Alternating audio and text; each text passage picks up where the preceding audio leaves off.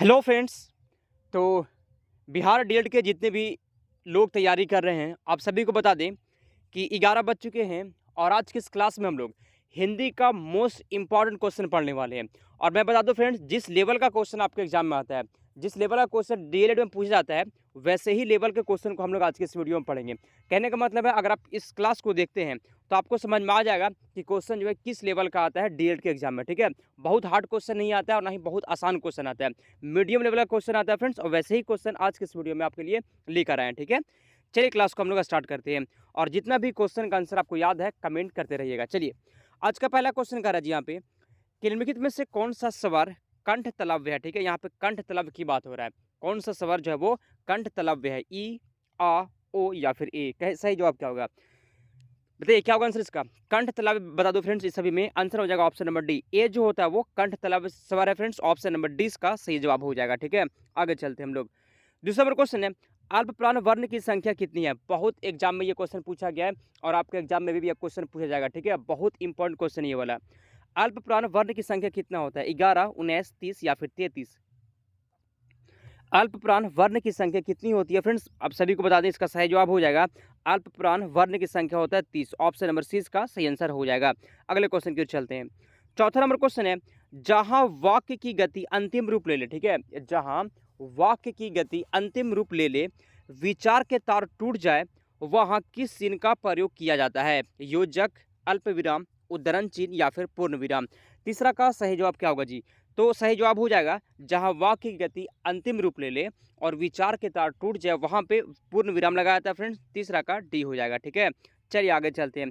बिल्कुल फ्रेंड्स, इसी लेवल का क्वेश्चन आपके एग्जाम में आता है। ठीक है, चलिए चौथा नंबर क्वेश्चन कहता है यहाँ पे कि मानव मात्र को गीता के महात्माएं के परिचित होना अनिवार्य है। ठीक है, रेखांकित शब्द को शुद्ध करें। कहने का मतलब ये जो महात्माएं दिया गया है, इसका जो यहाँ पे शुद्ध रूप कौन सा है। ठीक है, महात्माएं जो लिखा गया है यहाँ पे इसका शुद्ध रूप कौन सा हो जाएगा, चौथा का सही जवाब। ठीक है, एक दो क्वेश्चन ऐसा आता है। ठीक है, एक दो क्वेश्चन जो है ऐसा आता है। चलिए, तो सही जवाब हो जाए फ्रेंड्स महात्माएं, ऑप्शन नंबर सी वाला जो है सही है जी। ठीक है, देख लीजिएगा अच्छे से। आगे चलते हैं हम लोग। अगला क्वेश्चन है पांचवा नंबर, कि निम्नलिखित में से रूढ़ शब्द बताइए। इसमें से रूढ़ शब्द कौन सा हो जाएगा, दूध वाला, घुड़सवार, नाक या फिर लंबोदर। रूढ़ होता है, यौगिक होता है और योग रूढ़ होता है। ठीक है, ये तीन शब्द को फ्रेंड्स आपको अच्छे से याद करना है, एग्जाम में क्वेश्चन आ जाएगा। ठीक है, वैसे आपको डिटेल में हम पढ़ाएंगे भी, थोड़ा सा रुक जाइए, आपको डिटेल में पूरा सिलेबस आपको कंप्लीट करवा देंगे। ठीक है, यहाँ पे अभी सिर्फ क्वेश्चन आंसर लेकर आए हैं ताकि आपको एक आइडिया मिल जाए कि क्वेश्चन कैसा आता है। ठीक है, रूढ़ शब्द इसमें से कौन सा है जी, नाक जो होता है वो रूढ़ शब्द होता है, पांचवा का ऑप्शन नंबर सी हो जाएगा। छठा नंबर क्वेश्चन है, उपसर्ग और प्रत्यय दोनों एक साथ प्रयुक्त होने वाले शब्द पंक्ति को चुनिए। ठीक है, उपसर्ग और प्रत्यय दोनों एक साथ प्रयुक्त होने वाले शब्द पंक्ति को चुनिए। छठा का सही जवाब क्या हो जाए, बताते हैं। देखिए, बेईमानी, इसमें भी उपसर्ग और प्रत्यय दोनों है, अनुकरणीय में भी है, अभिमानी में भी है और अपमानित में भी है। तो सही जवाब हो जाएगा छठा का ऑप्शन नंबर सी। आगे चलते हैं हम लोग। सातवां नंबर क्वेश्चन है, आंशिक शब्द में प्रत्यय क्या है। आंशिक शब्द में प्रत्यय क्या है, बताइए तो, आ, का, इक या फिर सिक। आंशिक शब्द में प्रत्यय क्या है, सात का सही जवाब क्या हो जाएगा। तो आंशिक शब्द में जो प्रत्यय होता है जी वो इक होता है, सातवां का सी हो जाएगा। ठीक है, आंशिक शब्द में प्रत्यय क्या होता है, इक होता है। प्रत्यय क्या होता है, जो शब्द के आखिरी में हो। ठीक है, मतलब लास्ट में हो। तो आंशिक में जो होता है जी इक जो होता है वो प्रत्यय होता है, सातवां का सी हो जाएगा। आगे चलते हैं हम लोग। और एक बात आप सभी को और बता दें कि ये जो आप देख रहे हैं, जो क्लास कर रहे हैं जी, ये पीडीएफ जो है आपको बिल्कुल फ्री में दे देंगे। ठीक है, 2-3 दिन बाद से ये पीडीएफ भी आपको बिल्कुल फ्री मिलेगा। यहाँ से आपको क्लास करना है, आपका तैयारी फ्रेंड्स बहुत अच्छा हो जाएगा। आपको हम तैयारी ऑलरेडी करवाए भी हैं, 22 में भी करवाए, 2022 में भी, 2023 में भी तैयारी करवाए थे। ठीक है, और जो लोग मेरे से तैयारी किए फ्रेंड्स, आज उनको सरकारी कॉलेज मिल गया है और वो अपना पढ़ाई भी कर रहे हैं। ठीक है, बस विश्वास करिए। अगर आप नए हैं, अगर आपको कुछ नहीं समझ में आ रहा है क्या पढ़ना है, तो बस मेरे साथ जुड़ जाइए फ्रेंड्स, आपको हम बताएंगे कैसे पढ़ना है, आपको एक सरकारी कॉलेज जरूर मिल जाएगा। ठीक है, चलिए विश्वास करिएगा और जुड़े रहिएगा मेरे साथ। 8 नंबर क्वेश्चन है, वाक्य के घटक होते हैं उद्देश्य और विधेय, कर्ता और क्रिया, कर्म और विशेषण। तो 8वां का सही जवाब हो जाएगा उद्देश्य और विधेय होते हैं जी। ठीक है, वाक्य घटक होते हैं, ऑप्शन नंबर ए इसका सही जवाब हो जाएगा। 9 नंबर क्वेश्चन है, निम्नलिखित में से कौन सा शब्द तद्भव नहीं है। ठीक है, तद्भव नहीं है, तद्भव नहीं है, दांत, अधर, आंख या फिर कान। तद्भव नहीं है बात करें तो सही जवाब हो जाएगा अधर जो होता है जी, यह तद्भव नहीं है, बाकी दांत, आंख, कान ये सभी जो है तद्भव है। ठीक है, चलिए आगे चलते हैं हम लोग। 10 नंबर क्वेश्चन है, निम्नलिखित में से कौन सा शब्द तत्सम नहीं है। ठीक है, तत्सम नहीं है, धृष्ट, पृष्ठ, पानिप या फिर पंख। इसमें से तत्सम नहीं है। तो 10वां का सही जवाब हो जाएगा पनिप जो होता है, यह तत्सम नहीं है, 10वां का सी हो गया। आगे चलते हैं हम लोग। 11 नंबर क्वेश्चन कहता है द्विज के अनेकार्थी शब्दों में से निम्नलिखित में से कौन सा एक शब्द नहीं आता, ठीक है। कहने का मतलब है द्विज का अनेकार्थी शब्द इसमें से कौन नहीं है, ठीक है। चलिए बताइए, नहीं आता है। ब्राह्मण, पक्षी, दांत या फिर विदेह। द्विज का मतलब इसमें से कौन सा नहीं होता है। 11 का सही जवाब हो जाएगा जी विदेह जो होता है वो द्विज का मतलब नहीं होता है, द्विज का अनेकार्थी शब्द नहीं है। आगे चलते हैं। 12 उपयुक्त विलोम शब्द का चयन कीजिए, ठीक है। उद्यम, ठीक है फ्रेंड्स, यहाँ पे ये जो शब्द दिया गया है उद्यम, इसका विलोम शब्द क्या हो जाएगा। उद्यम शब्द का विलोम क्या होगा।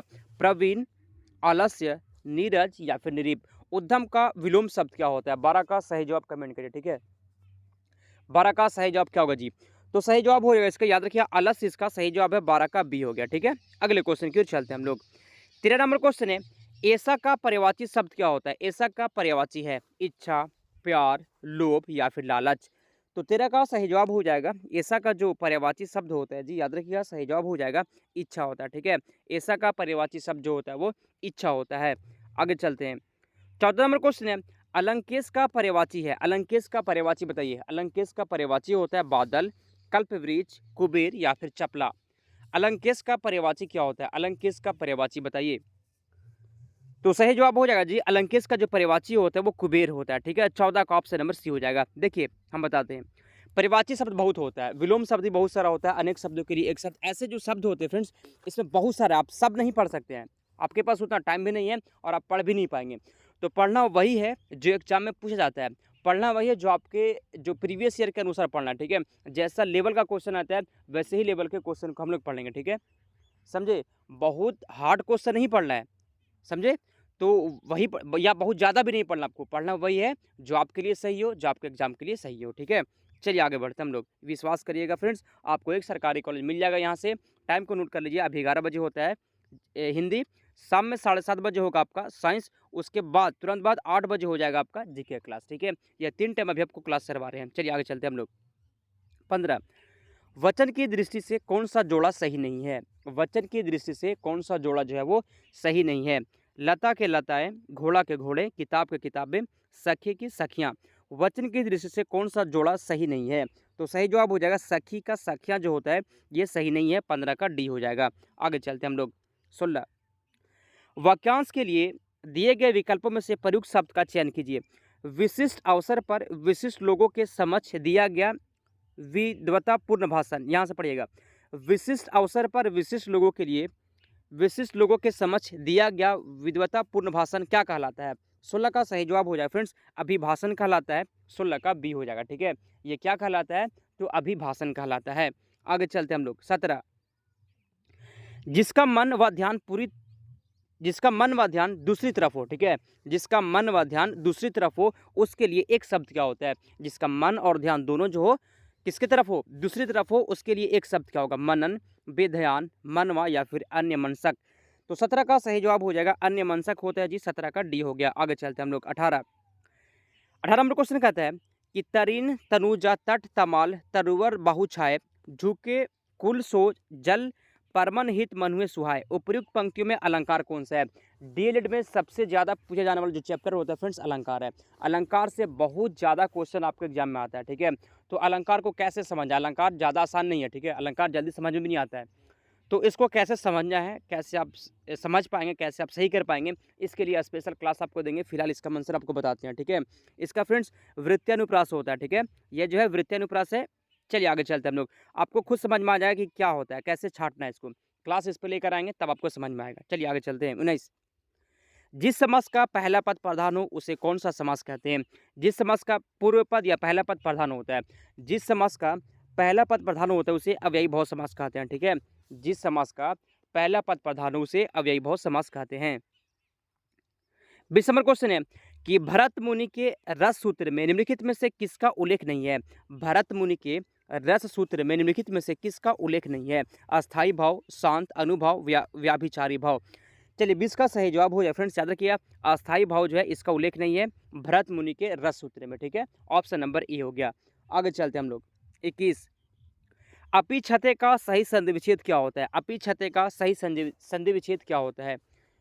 तो फ्रेंड्स सही जवाब हो जाएगा अपी जोड़ इच्छते, ऑप्शन नंबर डी हो जाएगा। ठीक है, चलिए आगे चलते हैं हम लोग। 22 नंबर क्वेश्चन है कि कल्पांत शब्द में कौन सी संधि है? कल्पांत शब्द में कौन सी संधि है? सही जवाब क्या होगा? कल्पांत शब्द में कौन सी संधि होता है? तो फ्रेंड्स 22 का सही जवाब हो जाएगा कल्पांत शब्द में जो संधि होता है जी क्या होगा, चलिए बताइए। गुण, यन, दीर्घ या फिर व्यंजन संधि। तो फ्रेंड्स 22 का सही जवाब हो जाएगा दीर्घ संधि है। ठीक है, कल्पांत शब्द में कौन सी संधि है? तो फ्रेंड्स दीर्घ संधि है, 22 का सी हो जाएगा। 23 नंबर क्वेश्चन है अपना उल्लू सीधा करना मुहावरे का अर्थ क्या होता है? अपना उल्लू सीधा करना मुहावरे का अर्थ क्या होता है? अपना मतलब निकालना, कार्य पूरा हो जाना, दूसरे से कार्य करवाना, अपना कार्य पूरा करना।